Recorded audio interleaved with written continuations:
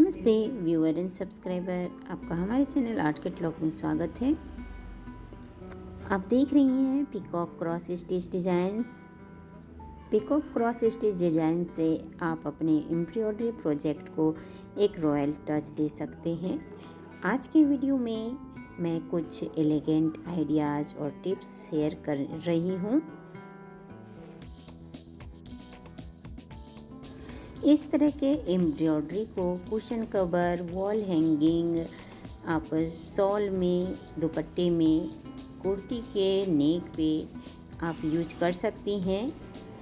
Peacock embroidery एक timeless art है। अगर वीडियो पसंद आई हो तो लाइक करें, शेयर करें अपने फ्रेंड्स के साथ। और मेरे चैनल पे आपको हर तरह के एम्ब्रॉयडरी के डिज़ाइंस देखने को मिल जाएंगे। आप मेरे चैनल के साथ बने रहिए। मैं आपसे मिलती हूँ एक नए वीडियो में। तब तक के लिए बाय बाय।